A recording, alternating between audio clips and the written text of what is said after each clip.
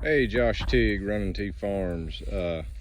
Come out for a evening cattle move here, and I was coming up through here to set up some poly wire, and I thought it would be a good time to shoot a video here in our Plain Truth series. Apologize for not having my wife Brandy here with me today, so I'm just going to talk a little bit about what to expect in regards to forage production with regenerative grazing.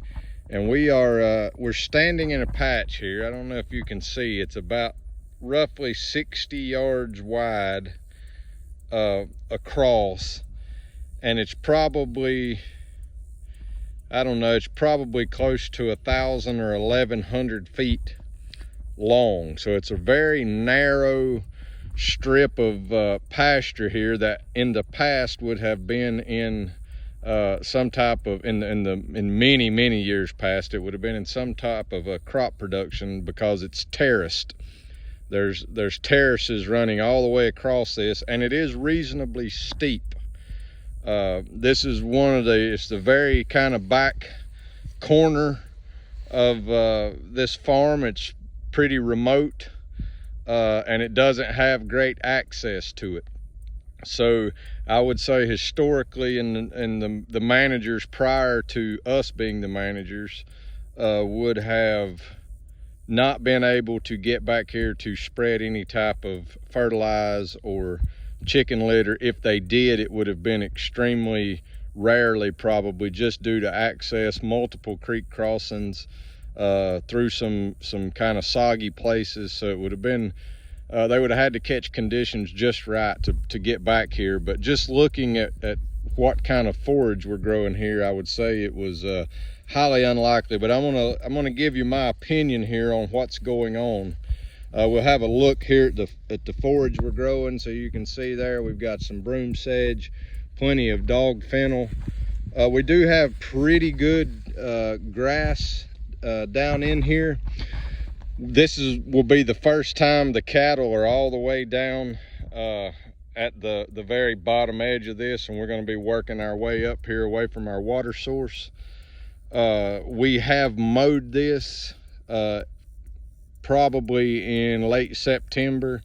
The past 2 years with a bush hog, we've just bush hogged it. We haven't mowed it for hay. We've just simply bush hogged it to knock back some of this dog fennel. Now, we haven't done anything to it this year. This is a full season long rest here, and I have to say it's made quite an improvement just in 2 years of no cattle present, just allowing it to pretty much go 90% of the growing season, and then bush hogging it. It's starting to set back this dog fennel. So, but we haven't done any mowing. 2 years ago, this dog fennel was 7 or 8 feet high at this point in time. So as you can see, it's starting to weaken just a bit. Still plenty of it. But what I think is went on here is that it's a long ways, about, like I said, probably a good, a good solid 1,000 feet or more to the nearest water source, which is all the way down at the bottom of that hill there. And then this was just all these woods you see on either side of me here it was just one big pasture. So the cows would come out here, eat this grass, get their bellies full, and then they had all this shade, on either side of me here to go over and ruminate, or they would make the journey back down to the water, where it's also, as you can see, just heavy tree cover there. So there was an extraordinary amount of shade around this small patch of grass up through here. There's probably only 4 acres or so maybe in this little patch. I'm guessing three to 4.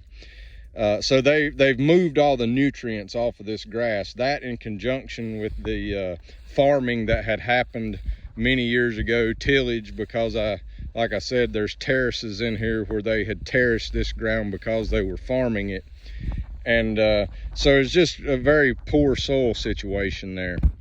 So the point I'm trying to get to here is, when you start down the path of regenerative grazing, a great deal of your forage production is going to depend on how that land was treated prior to you getting control of it. So this is an example of a pasture that would have been overgrazed for many years, continuously grazed, and a lot of the nutrients moved off.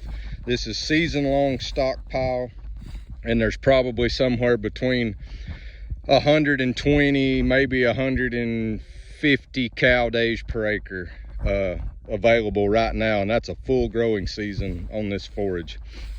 That's not really all that great. It should be twice to, 3 times that number in good ground.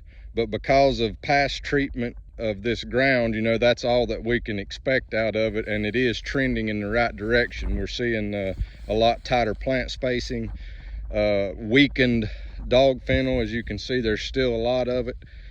Here it's already gone to seed, or in the process of going to seed, but I will likely, the cattle won't eat that. I will likely come in here and with the bush hog after we've grazed it and mow that down, just to get it down on the ground so it can start to decompose.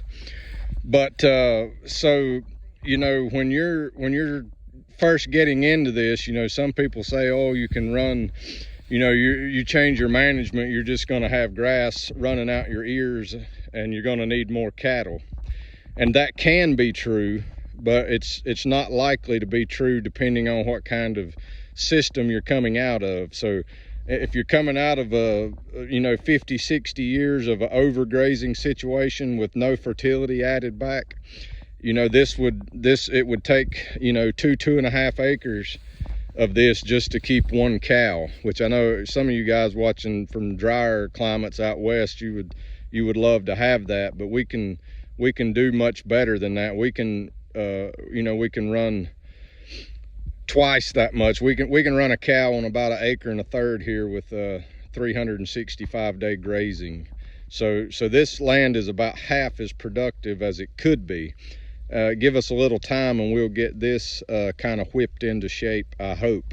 But I want everybody to be realistic. Better to have a less number of cows in the beginning till you get figured out how your land's going to respond. So another scenario where you could see a big drop, so to speak, in forage production if you decided to go the regenerative route in the beginning would be if it was a high input type of situation. Say you were religiously spreading 60, 80 units of nitrogen spring and fall on some ground, heavy herbicide use to hold weeds back and all that type of stuff. If you was to just cut that out dramatically, you might see reasonable production 1 year after that, and then years like 2 and 3 and on into 4, you might see a pretty good drop in overall forage production as that soil is trying to heal itself and get off of the chemicals. It's kind of like a drug addict going through withdrawal. So it's the same thing happens with our soil. If it's been on a lot of heavy drug use, chemical use, fertilizer use, and you abruptly stop that, you can see a decrease in your forage production. So I just wanted to point that out. Keep that in mind. Also, you need to figure out, how much hay you've been feeding. If you've been feeding hay, if you've been grazing 6 months of the year and feeding hay 6 months of the year, you're already most likely, double stocked, because you only have enough grass to feed your cows for half a year. So, you should likely, if you're looking to graze 365 days, you should probably cut your herd in half, because you have kind of unrealistic a stocking rate at that point if you're having to feed that much hay.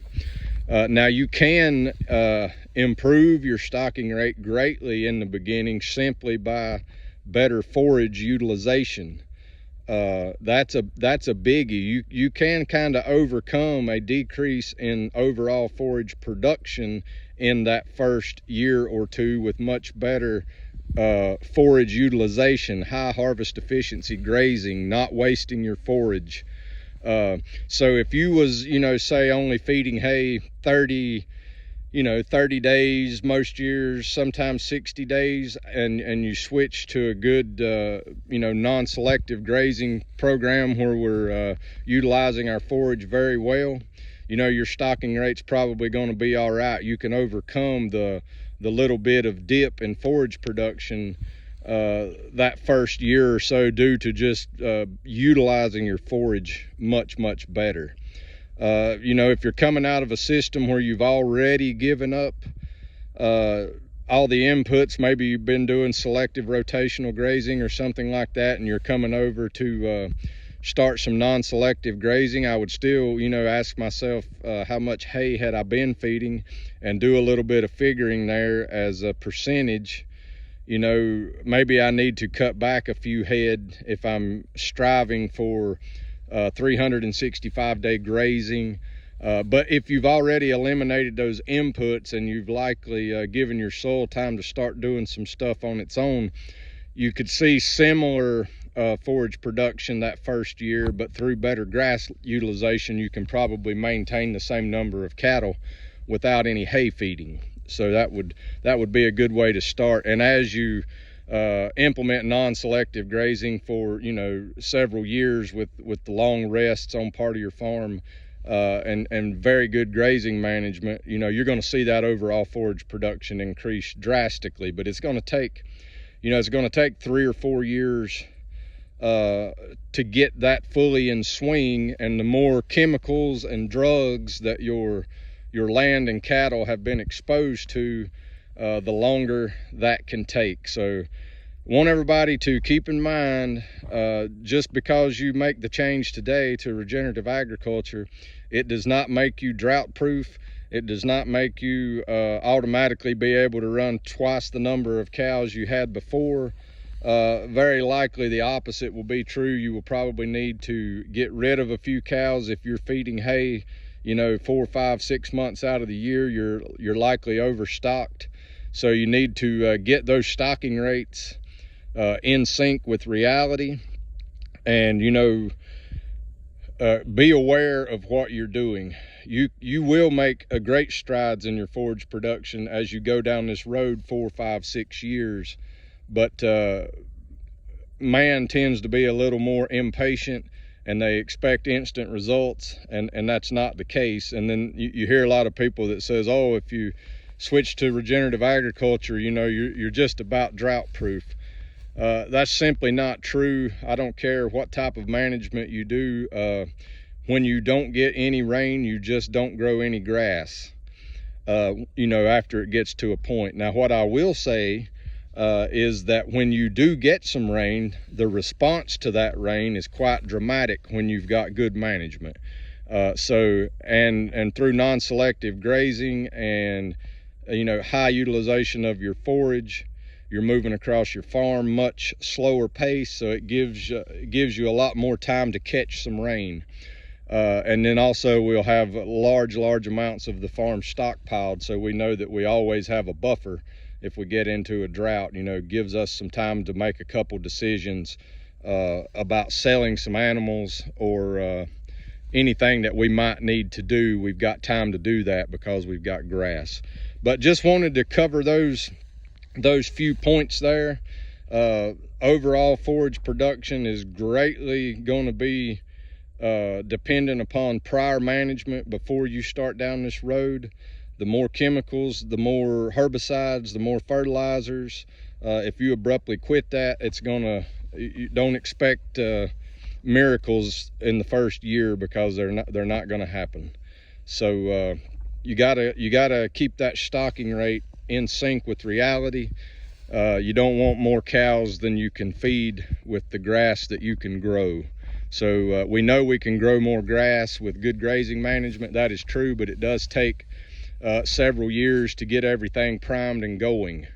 And it's also going to take a different kind of animal than most mainstream genetics and what most cattlemen currently have in their possession. And I'll talk about that some more in a different video. But hope you guys would like and share this video to anybody that you think you know, would like to see it. Share it with landowners, if you know, people that you're trying to lease land from. Quite a turnaround in just 2 years on this particular little old finger field, I kind of call it, up through here. And we're going to get the cows up across here over the next few days and get this grazed off. And I'm going to set a poly wire down this fence. We have since built a permanent fence up that edge of the woods, but I'm going to set a poly wire down through here so that these cattle cannot move these nutrients out into those woods. I meant to say that earlier when I was talking about this is still in a perimeter fence here, but I don't want those cows moving all these nutrients over into those woods. So we always exclude our cattle from the woods except for when it's necessary in the summer, when it gets hot and we have to give them some shade, for that very reason. Because even if it's not hot, you know, it's 75 degrees today, a nice day, little slight breeze blowing, these cattle would still, because they like to lay in the shade, would come out here and eat and move over into the woods there to ruminate, and they would you know, stand up and poop and pee and continue to move these nutrients out of this field like they've done for many years. So we won't allow them to do that. We'll fence the woods out. We'll make them stay right out here in the pasture, because the heat's not an issue. So we'll get all this good grass grazed off, cycled through the animal, and deposited right back on the ground here. Walk in a lot of these seeds. We've got a lot there, some you know, some purple top, good native warm season grass, and the seeds are starting to get ripe on it because they're kind of falling off in my hand there. So we'll get that walked in. We probably will come back behind and mow this dog fennel off. Not going to prevent any seeding because it's already bloomed out, but we'll get that material down on the ground after we leave so it can start to decompose a little faster. So as always, you can check us out online at runningtbeef.com. You can like us on Facebook at runningtbeef. If you're watching on YouTube, click that like and subscribe button. Share this video with any farmers, ranchers, or landowners you know who might be interested in regenerative grazing and what it looks like, because we need more regenerative grazers out here on the land, improving the land. And we need landowners who may be looking to rent their farms out to understand what regenerative agriculture looks like, especially in the beginning, because like I've said so many times, in the beginning, sometimes it can look a little uglier before it begins to look better. And you need to have a good open conversation with any landowners who you approach about leasing their property, you know, that's the case, and ensure them that you're not going to let their land grow up in trees and briars and become unproductive. You know, tell them that you will, you know, graze it at high density with the cattle, you know, maybe at least once a year. And anything that you don't get grazed off, you will come in and mow behind. You know, assure them that we're not going to let their farms grow up, but that it is necessary to let a lot of these plants get up, these forbs, some of these things that we would call weeds, get up and do their job to improve the soil. So I'm doing this to try to educate landowners and, you know, new prospective regenerative farmers. So help me out, share this video, like it, anybody you think might enjoy it. So I'm going to jump off of here. I'm going to set up about 1,000 feet of poly wire down through here to exclude these cattle out of these woods, and I'll catch you guys next week. Thanks.